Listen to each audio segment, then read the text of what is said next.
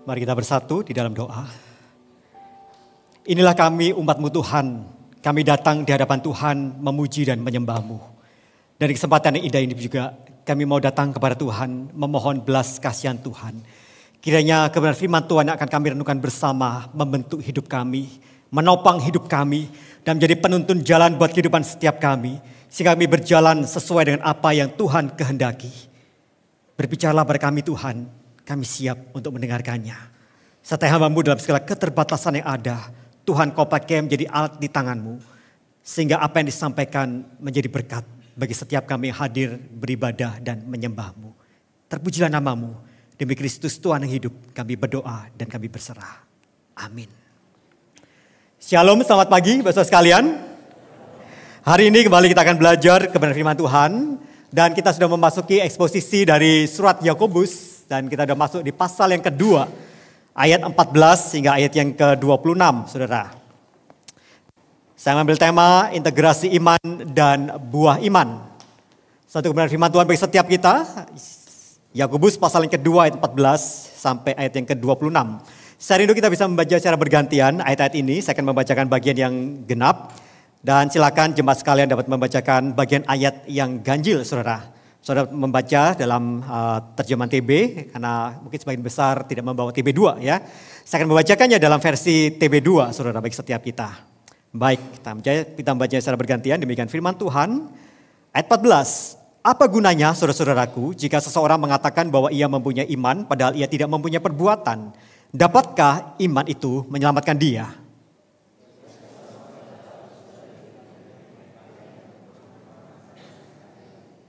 Dan seorang dari antara kamu berkata, selamat jalan, kenakanlah pakaian hangat dan makanlah sampai kenyang. Tetapi ia tidak memberikan kepadanya apa yang perlu bagi tubuhnya. Apa gunanya itu?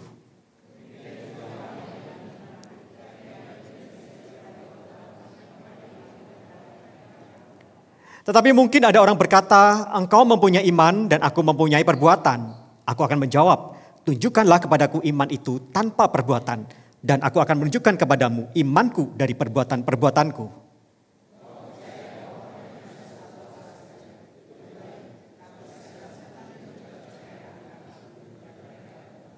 Hai manusia yang bebal, maukah engkau bukti bahwa iman tanpa perbuatan adalah iman yang kosong?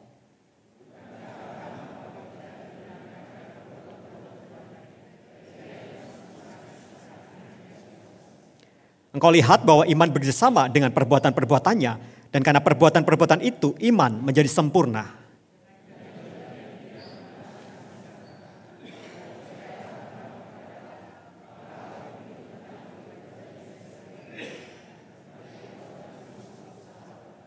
Jadi kamu lihat bahwa manusia dibenarkan karena perbuatan-perbuatannya dan bukan hanya karena iman.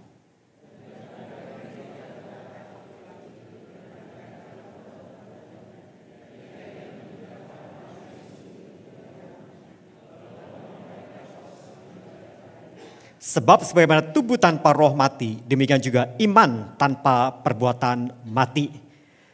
Saudara menyinggung akan latar belakang dari surat dari Yakobus ini, maka ada satu hal yang belum pernah disampaikan dalam minggu-minggu sebelumnya, saudara. Ini terkait dengan satu problematika yang terjadi di tengah-tengah gereja Tuhan. Secara khusus ada kesalahpahaman dari seorang bapak reformator kita ketika dia menolak surat Yakobus ini. Beliau adalah Martin Luther, saudara. Bapak reformator ini menolak akan surat Yakobus di dalam kanon Alkitab dan menganggap bahwa surat Yakobus ini adalah satu surat jerami istilahnya. Atau satu surat, kalau kita sebut sebagai surat jerami adalah tentu saja kalau gandum itu ya, ada bulir-bulir gandumnya, maka seakan-akan bulir gandumnya itu sudah hilang, jadi tinggal ilalang-ilalangnya saja, saudara. Jadi dia menganggap bahwa surat Yakobus itu seperti itu, kurang penting, tidak berguna dalam hal teologi. Bahkan juga tidak banyak membicarakan tentang Tuhan Yesus dalam Alkitab ini, dalam surat ini gitu ya.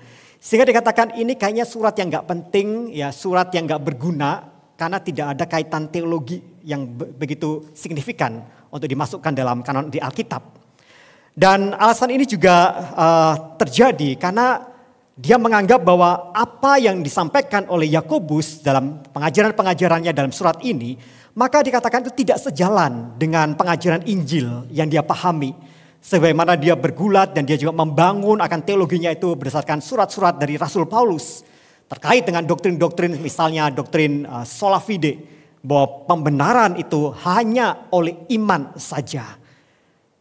Saudara, itu juga bagaimana Rasul Paulus menyatakan itu dalam surat Galatia. Ya, dalam Galatia jelas Rasul Paulus mengatakan bahwa manusia diselamatkan hanya oleh iman, bukan oleh perbuatan. Sementara kalau kita bisa melihat, maka Yakobus menulis suratnya ini seakan-akan menulis suratnya menentang akan ajaran Rasul Paulus dengan menekankan bahwa iman itu harus disertai dengan perbuatan. Tetapi kita juga perlu melihat bahwa pada masa itu memang Martin Luther sangat bergulat dengan apa yang menjadi pengajaran gereja Tuhan. Secara khusus bagaimana gereja saat itu memiliki kesalahan-kesalahan dengan menekankan bahwa ada perbuatan baik itu yang menjadi satu hal yang ditekankan. Sampai-sampai pada akhirnya gereja seakan-akan menekankan bahwa keselamatan itu pun juga bisa didapatkan melalui apa? Melalui perbuatan baik di situ. Seperti apa misalnya saudara? Contohnya misalnya adalah satu konsep misalnya skala santa gitu ya. Skala santa itu bagaimana orang harus berdoa di tiap tangga yang ada untuk apa? Untuk mendapatkan pengampunan dosa.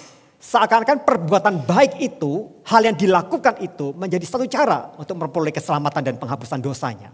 Purgatori juga menjadi satu cara di mana gereja memikirkan tentang keselamatan itu seakan-akan bisa didapatkan dengan satu usaha dari manusia. Itulah mengapa Martin Luther pada akhirnya dia mengambil satu sikap untuk terus berhati-hati dengan soal-soal perbuatan baik ini dan lebih menekankan masalah iman. Nah, menjadi pertanyaan bagi setiap kita itu saja adalah apakah iman yang dipercaya oleh Yakobus ini bertentangan dengan pemahaman iman dari seorang Rasul Paulus, saudara. Maka saudara kalau kita bisa melihat apa yang disampaikan oleh Yakobus sebenarnya mulai dari ayat 14 sampai ayat ke-26 ini, maka sebenarnya kita bisa menemukan bahwa apa yang disampaikan oleh Yakobus ini tidak bertentangan dengan pemahaman iman dari Rasul Paulus sebenarnya. Justru di sini Yakobus ingin menekankan dan membicarakan tentang apa? Integrasi saudara. Integrasi dari apa yang kita imani dengan buah iman itu. Dari buah iman yang kita miliki itu. Nah, berangkat dari situlah kemudian Yakobus mulai menjelaskan tentang masalah iman ini. Dia mengatakan ada 3 kriteria iman yang ada dalam kehidupan setiap kita. Dari 3 kriteria iman yang ada, ternyata hanya 1 yang benar ternyata. Nah, kriteria iman apakah saja itu saudara? Maka yang pertama, Yakobus katakan bahwa kalau iman itu hanya di pengetahuan, maka itu adalah iman yang mati. Iman yang hanya sekedar ada di pengetahuan kita, di otak kita, di akal kita, maka itu adalah satu iman yang mati. Dan untuk menjelaskan akan hal ini, maka Yakobus kemudian menggunakan satu ilustrasi, saudara. Satu ilustrasi seseorang yang menyatakan kebaikannya melalui perkataannya, tetapi sayangnya tidak didukung dengan perbuatan. Apa yang dilakukan orang ini? Orang ini berkata kepada saudara atau saudarinya itu, dia katakan demikian saudara. Selamat jalan, kenakan pakaian hangat dan makanlah sampai kenyang. Satu perkataan yang indah, satu perkataan yang kelihatan baik, yang luar biasa saudara ya. Tetapi bukankah perkataan seperti ini, kenakan pakaianmu, makanlah sampai kenyang. Sementara dia tahu bahwa orang itu dalam kehidupannya dia tidak memiliki pakaian. Dia tidak mendapatkan makanan yang secukupnya dalam sehari-harinya. Dia tahu itu, tetapi dia mengatakan itu dengan sengaja. Bukankah itu menjadi sekedar sesuatu hal yang basa-basi, tidak punya nilai dan tidak didukung dengan satu tindakan nyata, saudara. Maka disinilah kita bisa melihat bagaimana itu ya sebuah pengetahuan iman itu tidak dapat menjadi satu hal yang kita sebut sebagai iman yang sejati itu. Tetapi kemudian Yakobus juga katakan, di sisi lain juga ada orang-orang yang berusaha ingin membela akan hal ini, saudara. Dan orang-orang itu mengatakan bahwa dia berpikir bahwa iman itu dapat dipisahkan dengan perbuatan. Jadi seakan-akan dia ingin membela ya bahwa iman itu ada dalam pengetahuan dan gak perlu bahwa pengetahuan iman dan perbuatan iman adalah 2 hal yang terpisah katanya. Iman dan perbuatan bisa dipisahkan kata orang itu. Dan orang itu berargumen bahwa bukankah iman itu adalah tentang bagaimana percaya akan firman Tuhan. Kalau percaya kan di akal saudara ya. Aku percaya firman Tuhan. Bukankah iman itu sekedar percaya kepada firman Tuhan. Sementara gitu ya, perbuatan baik itu nggak ada hubungannya dengan soal kita percaya atau tidak percaya dengan firman Tuhan.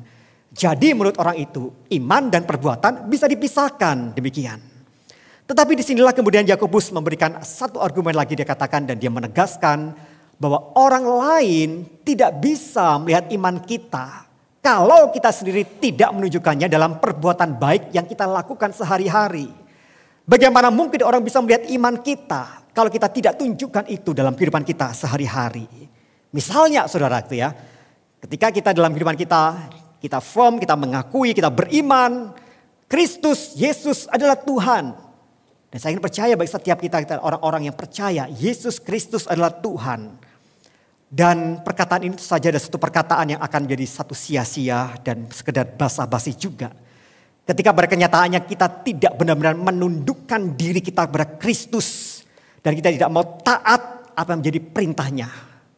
Di ucapan bibir kita bisa berkata bahwa Yesus Kristus adalah Tuhan. Dan adalah Tuhan atas hidup kita. Itu pernyataan kita saudara. Di pengetahuan kita bisa mengatakan itu. Yesus Kristus adalah Tuhan. Tapi bagaimana dengan realitanya? Seringkali dalam realitanya kita tidak benar-benar tunduk kepada Sang Tuhan di atas segala Tuhan itu.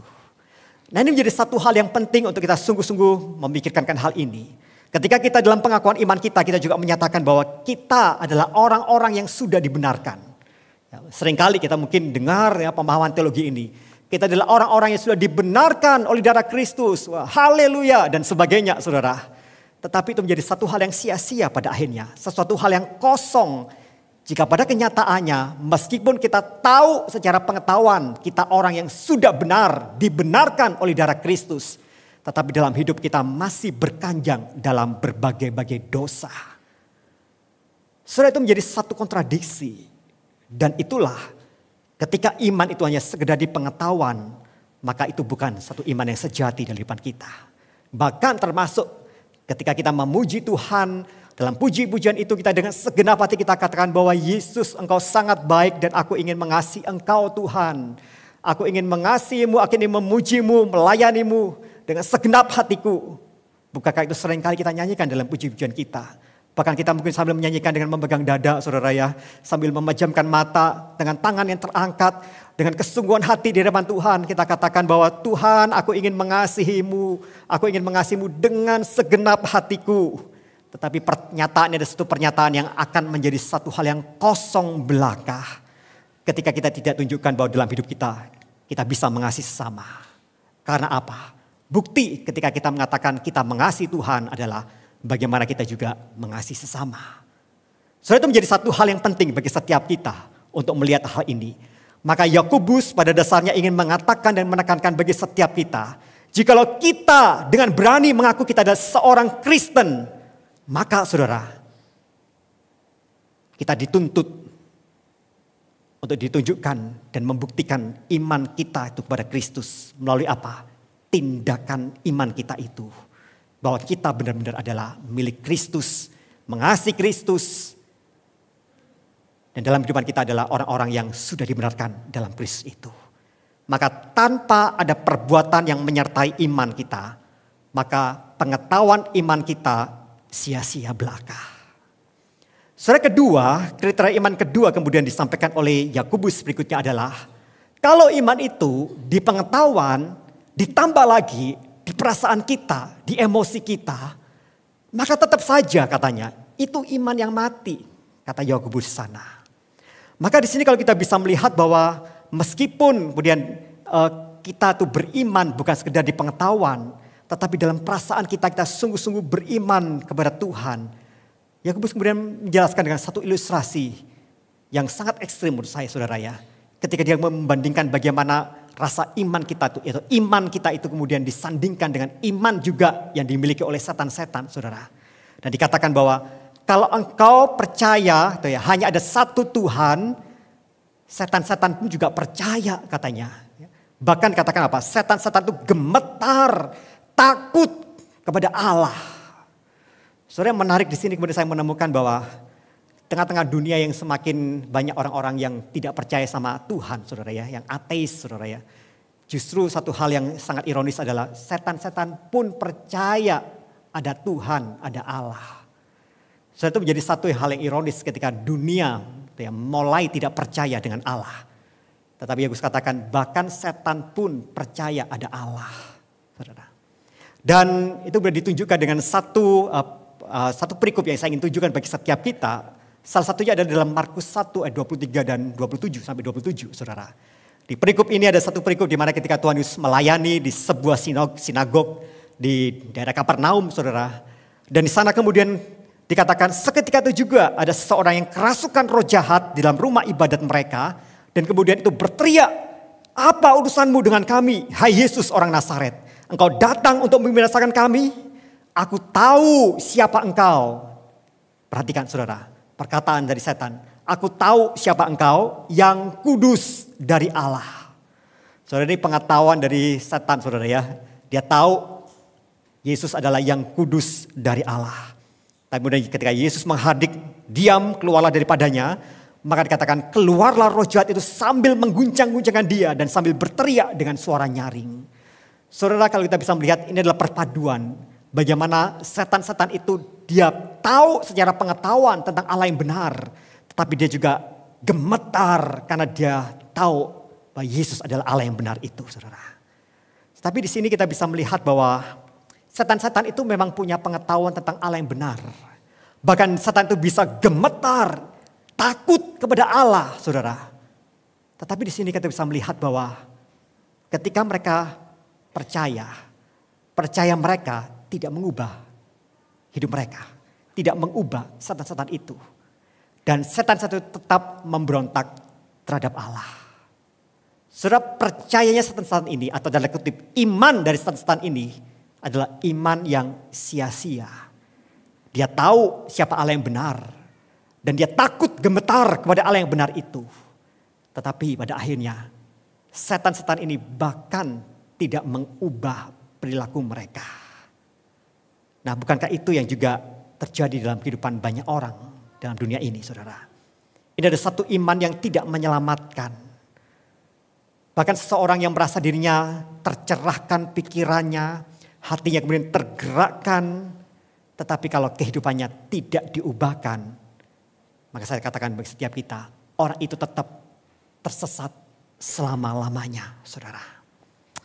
Maka itu satu hal yang kemudian mengingatkan kita, saudara. Ada banyak orang-orang yang suka belajar teologi. Orang-orang banyak belajar Alkitab. Orang belajar tentang hal-hal yang tentang pengetahuan-pengetahuan di Alkitab, saudara, yang luar biasa. Tetapi menguasai segala doktrin dan teologi dengan luar biasa. Bahkan mungkin seseorang itu kemudian dia bisa memiliki pengalaman-pengalaman ibadah yang sampai membuat orang tersebut kemudian bisa tersentuh hatinya secara emosi. Dia mungkin dalam puji-pujian dia bisa menangis, dia bisa mengangkat tangan gitu ya. Dan itu merasakan ada satu hal yang luar biasa gitu ya, kalau kita bisa melihat perilaku-perilaku dan gesturnya yang ada itu dalam penyembahan itu. Tetapi itu tidak menjamin bahwa orang itu memiliki iman yang sejati, saudara. Karena bagi Yakobus, iman kalau sekedar hanya di pengetahuan, ditambah juga hanya juga di perasaan kita, itu bukan iman yang sejati. Itu iman yang mati katanya. Saudara, ada satu kisah anekdot yang menarik, saudara, dan itu terjadi pada masa era perang salib, gitu ya. Jadi pada masa era perang salib itu ada begitu banyak orang-orang yang ingin dibaptis karena mereka ingin menjadi orang Kristen, saudara. Tetapi ketika mereka dibaptis, mereka meminta sesuatu hal yang berbeda. Kalau dibaptis kan biasanya kalau dibaptis selam tuh ya, ketika kemudian semua ditenggelamkan ya. Tapi dia meminta apa? Katanya dia meminta kedua tangannya tetap terajung katanya ke atas ya. Kedua tangan tetap terajung. Kenapa gitu ya? Ternyata saudara, karena itu adalah masa-masa perang, saudara. Sehingga ketika dia menyatakan bahwa ia ingin dibaptis menjadi orang Kristen, mereka berpikir karena mereka masih akan berperang, mereka masih akan membunuh gitu ya. Maka mereka nggak mau dibaptis tangannya. Jadi yang dibaptis ada cuma tubuhnya sampai kepalanya dan kemudian tangannya tetap teracung ke atas, ya, gitu. Karena mereka berpikir bahwa tangan ini kan masih penuh dengan dosa, kata gitu ya. Saya bisa dengan leluasa kalau saya tangan ini tidak dibaptis. Nanti saja dibaptisnya kalau sudah selesai semuanya, gitu ya. Jadi mereka berpikir bahwa kalau mereka dibaptis dan tangan mereka itu kemudian tidak dibaptis, maka mereka masih boleh untuk membunuh. Demikian pemikiran mereka. Nah, bukankah itu menjadi juga seringkali menjadi pemikiran-pemikiran banyak orang ketika mereka sudah dalam Kristus sekalipun. Ketika mereka ada di dalam Kristus, mereka masih berpikir bahwa kami masih boleh melakukan hal-hal yang dunia lakukan. Meskipun dia tahu itu salah gitu ya. Tetapi dia berpikir bahwa ini yang masih harus aku lakukan supaya aku bisa survive dalam hidupku. Supaya aku bisa bertahan dalam dunia pekerjaanku. Dan bukankah seharusnya justru kita adalah orang-orang yang harusnya menggarami dunia. Bukankah kita adalah orang-orang yang harusnya memengaruhi dunia. Bukan kita yang dipengaruhi oleh dunia, saudara. Itulah mengapa, saudara, apa hal yang paling menghambat kesaksian hidup kita dalam dunia ini?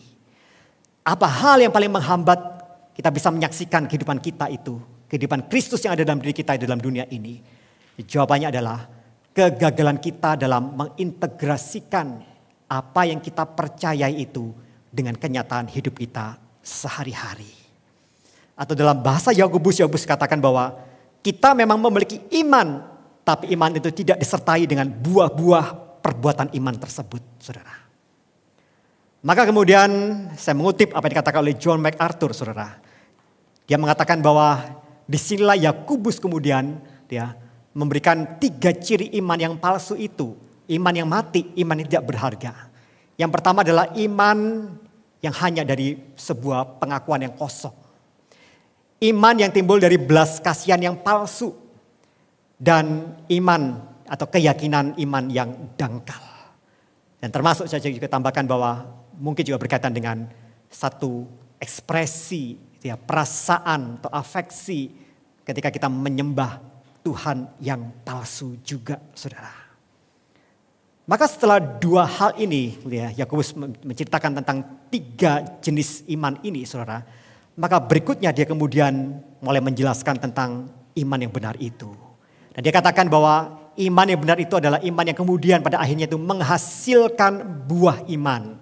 Maka itulah iman yang benar, itu iman yang dinamis, saudara. Maka di poin yang ketiga inilah sebenarnya Yakobus ingin menekankan bahwa iman itu melibatkan ketaatan yang disengaja. Jadi kita menunjukkan iman kita bukan hanya melalui apa yang kita pikirkan atau kita rasakan, tetapi juga melalui apa yang kita lakukan, saudara. Artinya bahwa iman itu bertindak. Iman itu memang timbul dari hati kita, tetapi iman itu dibuktikan dalam apa? Dalam buah kehidupan kita. Ada buah iman yang bisa dilihat oleh orang. Bahwa kita adalah orang-orang yang memang memiliki iman yang sejati itu. Saudara, suatu hari ada satu kisah tentang orang-orang yang diajak untuk datang ke penangkaran buaya, saudara, ya, di daerah Florida, saudara. Dan mereka sengaja diundang karena apa? Karena mereka kemudian diperlihatkan akan buaya-buaya yang ada di sungai-sungai itu, saudara. Dan ketika diperlihatkan di buaya-buaya itu ada di bawah sungai, ketika mereka ada di jembatan, dan kemudian sang tuan rumah mengatakan demikian. Dia katakan bahwa siapa saja katanya yang berani untuk terjun ke dalam sungai itu dan sampai ke darat, ya, maka dia adalah orang yang akan mendapatkan hadiah $10 juta. Wah, ya, orang-orang tergiur dengan hadiah $10 juta, ya. Kemudian mereka berpikir berani enggak ya, gitu ya, melompat ya, dari jembatan ini masuk ke air. Dan mereka berpikir kayaknya cuman pendek deh kayaknya sungai itu. Dia pasti bisa gitu ya. Nggak mungkin bisa dikejar oleh buaya itu dan sebagainya. Tetapi tidak ada satupun yang berani, saudara, untuk terjun ke dalam sungai yang penuh dengan buaya itu. Sampai tiba-tiba ada seorang laki-laki dia terjun dia ke dalam sungai itu. Dan dia terjun, dia berenang dengan begitu cepatnya, saudara ya. Dikejar oleh buaya, saudara ya. Tapi dia semakin berenang makin kuat, saudara. Sehingga dia sampai tiba di tepi gitu ya. Dan dengan selamat terhindar dari terkaman buaya-buaya itu. Dan kemudian semua orang bersorak-sorai yang luar biasa, saudara. Dan kemudian dia diundang oleh sang tuan rumah itu ya. Dikatakan, wah, luar biasa ya. Kamu berhak mendapatkan $10 juta ya. Terus dia dikatakan, bagaimana kamu punya keberanian iman yang luar biasa ketika kamu berani melompat dari jembatan ini dan yakin bahwa kamu tidak dimakan oleh buaya-buaya itu. Dan dengan masih terengah-engah dia katakan, saya cuma mau tanya dulu ya. Tadi siapa yang yang menjatuhkan saya ke dalam sungai ini? Aduh, saudara, itu ya. Ternyata bukan sebuah keberanian iman, saudara, itu ya. Ini bukan iman, saudara. Ada juga iman yang melompat dalam gelap. Itu seringkali menjadi satu ilustrasi dalam bagaimana kita menginjili orang lain ya dalam teknik evangelism explosion, saudara, gitu ya. Salah satunya adalah iman yang gak sejati adalah seperti iman yang melompat dalam gelap. Sudah tahu di depan kita tidak tahu apa yang terjadi di depan karena terlalu gelap ya. Tetapi dengan iman kita kemudian melompat.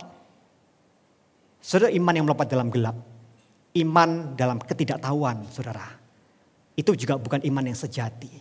Tetapi di sini saya juga melihat bagaimana Yakobus membangun satu iman, ya pengertian tentang iman itu menjadi satu hal yang baik bagi setiap kita. Kita diingatkan dari awal, saudara ya, iman harusnya juga ada di pengetahuan kita.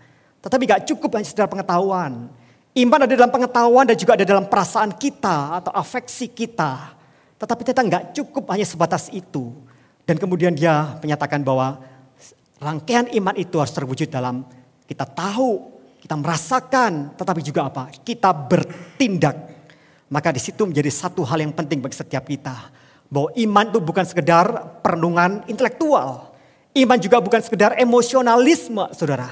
Tetapi iman itu menuntun kepada ketaatan dalam melakukan tindakan yang selaras dengan iman tersebut.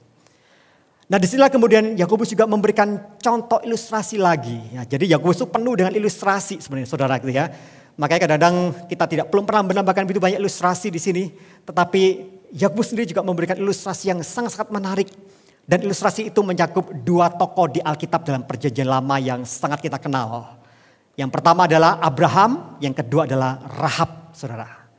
Dan apa yang menarik saudara dari dua ilustrasi, dari dua tokoh ini. Saudara kalau sudah memperhatikan dari Abraham dan Rahab, sebenarnya kedua-duanya adalah contoh ilustrasi yang kontras sekali saudara. Antara Abraham dan Rahab. Apa kekontrasan yang ditunjukkan. Gitu ya. Kalau saudara bisa memahami akan hal ini, kita bisa tahu bahwa Abraham itu bapak orang Yahudi. Tetapi Rahab seorang non-Yahudi saudara. Abraham itu adalah seorang pria saleh. Tetapi Rahab seorang berdosa. Bahkan Yakobus berani mengatakan dia seorang pelacur, saudara. Abraham itu sahabat Tuhan, sahabat Allah. Tetapi Rahab justru dia ada di tengah-tengah kelompok orang yang memusuhi Tuhan, memusuhi Allah. So itu adalah kekontrasan antara dua tokoh ini, antara Abraham dan Rahab. Tetapi Yakobus memakai dua tokoh ini menjadi satu kesatuan untuk berbicara tentang satu kesamaan. Tentang apa, saudara? Yaitu tentang keduanya menunjukkan iman yang menyelamatkan di dalam Tuhan melalui perbuatannya. Salah satu hal yang indah gitu ya. Bahwa iman kedua tokoh ini di tengah-tengah kontrasnya gitu ya. Pribadi dua tokoh ini. Tetapi mereka sama-sama memiliki iman yang menyelamatkan mereka. Karena apa? Karena mereka bertindak dengan perbuatannya. Mereka bukan sekedar tahu, mereka bukan sekedar merasakan, tetapi juga mereka melakukan, bertindak, berbuat dengan tindakan iman itu, saudara. Maka sekali lagi saya ingin mengutip apa yang dikatakan oleh John MacArthur terkait dengan kedua tokoh ini, saudara. Beliau katakan demikian, saudara. Pembenaran Abraham dan Rahab melalui perbuatan tidak ditunjukkan oleh karena mereka memiliki pengakuan iman. Atau karena mereka beribadah, atau melalui ritual-ritual mereka, atau setiap kegiatan-kegiatan keagamaan mereka. Tidak demikian. Dalam kedua kasus ini, itu ditunjukkan dengan apa? Mereka itu mempertaruhkan segala sesuatu yang mereka sayangi demi Tuhan. Saudara, kalau Abraham mempertaruhkan Ishak yang sangat dia sayangi, anak yang dinanti-nantikan di masa tuanya, saudara. Satu-satunya anak yang dinantikan secara resmi dari istri yang resmi, saudara. Dia berani mempertaruhkan itu. Rahab mempertaruhkan nyawanya sendiri ketika dia menyembunyikan orang-orang Israel yang berusaha ingin memantau negeri itu. Saudara, itu menjadi satu alasan bagaimana mereka berani mempertaruhkan semua yang terpenting yang mereka sayangi itu kepada Tuhan dan demi Tuhan. Mempercayakannya kepadanya tanpa syarat atau keraguan. Bahkan mereka sangat berkomitmen kepada Tuhan berapapun biayanya. Sebesar apapun harga yang harus dibayar oleh mereka, saudara. Mari katakan bahwa di tengah segala pusat rencana, keputusan, dan persimpangan jalan kehidupan yang besar, di mana ambisi, harapan, impian, takdir, dan kehidupan itu sendiri dipertaruhkan, iman sejati itu selalu menyatakan dirinya. Di sini kita diingatkan mengapa Yakobus memakai Abraham dan Rahab. Kan disitulah iman dari Abraham dan iman dari Rahab itu teruji. Satu iman yang benar-benar mempertaruhkan itu di hadapan Tuhan. Dia percayakan itu dengan sepenuhnya tanpa keraguan di hadapan Tuhan. Dan sangat berkomitmen kepada apa yang menjadi iman itu di hadapan Tuhan. Apapun harga harus dibayar, dia lakukan itu. Itulah iman yang sejati di hadapan Tuhan, saudara. Maka kemudian sebagai penutup dari penjelasan akan Yakobus ini, maka Yakobus kemudian kembali meringkaskan apa yang menjadi tesisnya, apa yang menjadi pengajarannya tentang iman ini, saudara. Di ayat ke-26 dia katakan sekali lagi, sebab sebagaimana tubuh tanpa roh mati, demikian juga iman tanpa perbuatan mati, saudara. Maka di sini kalau kita bisa melihat bahwa ketika tubuh itu dipisahkan dari roh, hasilnya adalah kematian dan bahkan tubuh yang membusuk. Demikian juga, saudara, ketika iman itu dipisahkan dari perbuatan, maka sebenarnya hasilnya adalah tidak ada kehidupan rohani yang nyata. Malah justru yang terlihat adalah apa? Kehidupan kematian rohani itu semakin menguasai orang tersebut, saudara. Maka hari ini ketika setiap kita bisa berani, kita bisa berkata bahwa aku adalah orang Kristen. Aku percaya pada Yesus Kristus. Saudara perlu juga memperhatikan dan mengevaluasi kehidupan setiap kita. Apakah iman yang saudara ucapkan itu bahwa saudara adalah milik Kristus. Saudara percaya Yesus Kristus sebagai Tuhan dan Juru Selamat. Engkau beriman kepada Kristus. Apa itu sebuah perkataan iman yang benar-benar dapat dipertanggungjawabkan dengan tindakan iman yang selaras dengan apa yang kau katakan. Atau sekedar sesuatu pernyataan iman yang kosong belaka. Tidak ada artinya belaka. Tapi biarlah dalam kehidupan setiap kita, ketika kita menyatakan bahwa aku beriman kepada Yesus Kristus, itu sungguh-sungguh terwujud dalam tindakan-tindakan kita. Ada buah-buah iman yang kita tunjukkan itu ketika kita mengaku kita percaya pada Kristus. Bahkan dalam kehidupan setiap kita, di dalam keseharian kita sekalipun, saudara, ketika kita menyatakan aku beriman dan aku menyandarkan kehidupanku sepenuhnya kepada Yesus Kristus yang menjadi Tuhan dan pemelihara hidupku. Apakah saudara juga menyandarkan juga setiap usaha pekerjaan saudara, setiap keseharian saudara, setiap apa yang terjadi dalam kehidupan saudara itu benar-benar bersandar pada Kristus? Atau sebenarnya saudara tidak menyandarkan itu pada Kristus? Saudara berusaha dengan kekuatan saudara sendiri. Banyak orang saudara ketika mengaku bahwa aku percaya Yesus akan memberkati aku. Tetapi dia tidak sungguh-sungguh percaya bahwa Yesus akan memberkati dia. Dengan tindakannya. Dengan tetap dia berkanjang dalam dosa. Dengan tetap melakukan hal-hal yang tidak berkenan di hadapan Tuhan. Dalam setiap usaha pekerjaan. Di dalam hal yang dia lakukan dalam keseharian. Dan tidak mencerminkan keberadaan iman yang sejati itu. Nah biarlah dalam kehidupan setiap kita. Kita benar-benar menjadi pribadi-pribadi. Orang-orang percaya yang selaras. Apa yang kita katakan, apa yang kita pikirkan. Apa yang ada dalam perasaan kita. Biar itu terwujud dalam setiap tindakan kita. Amin. Mari kita bersatu hati dalam doa.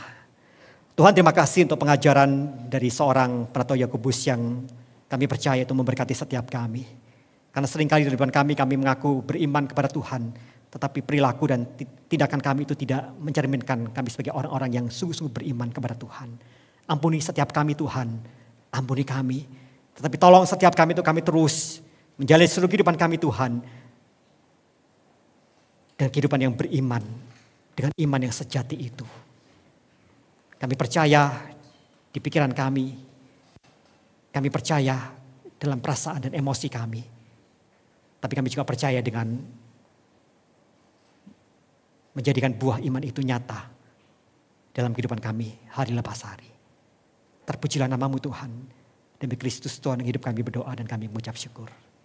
Amin.